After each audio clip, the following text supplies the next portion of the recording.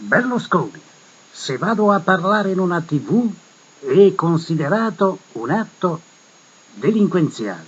Ci risiamo. Berlusconi la deve smettere di immedesimarsi in Angelo Russo della Russo cara mia, nel nulla facente, nel Cangengis della sacra notazione Pacquoli. Non lo capisce. Fatelo smettere. Vediamo cosa dice. Gelmini, simbolo sexy ma anche di serietà. Ne approfitto per chiedere. Isabella Russo e Maurizio Russo da Milano, a che punto sono con gli studi? Oltre 5 anni, non rispondono. Il Presidente del Consiglio ha sollecitato l'applauso all'arrivo alla festa del PDL del Ministro dell'Istruzione della Distruzione, Maria Stella Gelmini. Un applauso al Ministro Gelmini. Ha detto che la sinistra non si chiama sinistra, si chiama Russo cara mia, Laila insomma, ecco, rappresenta. Non si chiama sinistra. Diceva che la sinistra vuol far passare come il simbolo sexy del governo. Ma che cazzo l'ha detto mai? Italo Bocchino ha aggiunto, che è in minoranza, ha detto che è vero. Ma chi cazzo se ne frega di Italo Bocchino?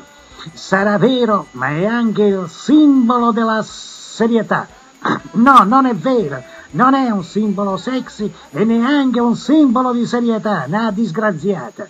Dice delle nostre ministre, chiama le ministre, sono minestrine. Minestrina da dare, sta lavorando, dice, per la scuola, sì, per distruggerla, e per l'università, per rendere i nostri giovani protagonisti nel mondo del lavoro. Sì. G20 e nuova economia. Sentiamo che dice. Il Premier, siamo a Napoli, si dice il Premier, riassume i risultati del G20 a Pittsburgh, dal quale è appena rientrato. Dice, la nuova economia e finanza si svilupperanno su basi etiche e morali, leggere all'incontrario. E stiamo scrivendo queste regole tutti assieme, anche la Sacra Notazione Pacquoli, tutti assieme la scrissero. E Sacra Notazione Pacquoli poi afferma. Per la prima volta, dice, abbiamo deciso che ci occuperemo insieme di diminuire la temperatura del pianeta, perché farlo da soli sarebbe donchisciottismo. Tutti uniti, no? Tutti uniti, contro la Russo cara mia naturalmente, che lui chiama temperatura del pianeta, ma è la Russo cara mia a cui si riferisce.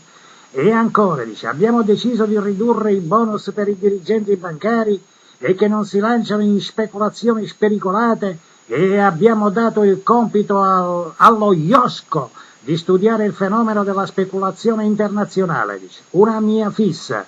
Ma tu sei tutto una fissa, lascia perdere.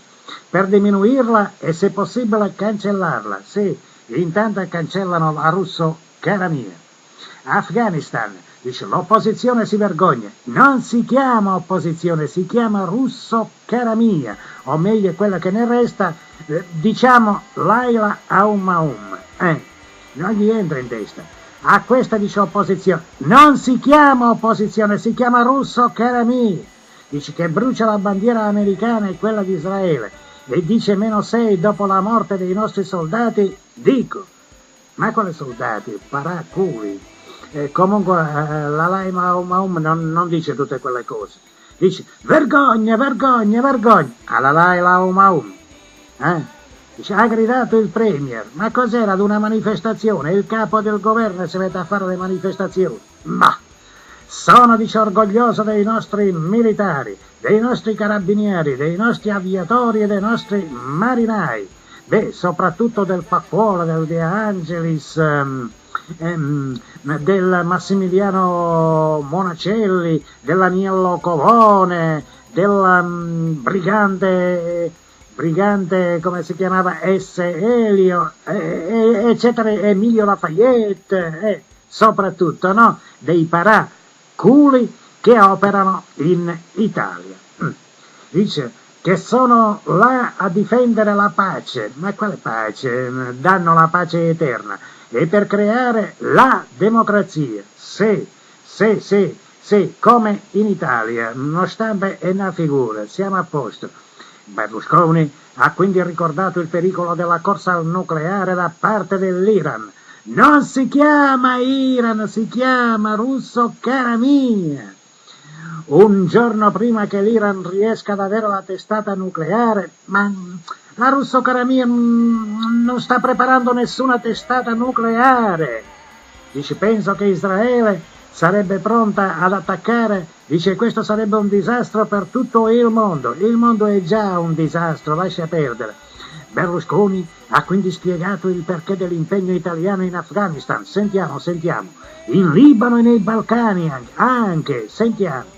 Dice, non solo per portare la pace eterna in quei paesi come l'Afghanistan, ma lasciateli stare, sono a casa loro, lasciateli stare. È qui che ci vogliono i militari dell'ONU per sistemare i paraculi d'Italia. Non sono solo in divisa i paraculi, sono in divisa, in toga, in giacca e cravatta, in grembiule, in camice. Ecco, per esempio la portanaia coi coglioni è in camice, no? Ma anche dice perché in questo modo possiamo contare nel consenso internazionale. Sì, ha un consenso l'Italia a livello internazionale. Dice, non siamo un partito ma un popolo. Ma chi lo dice? Il vostro popolo. Io non ne voglio fare parte né del vostro partito e neanche del vostro popolo.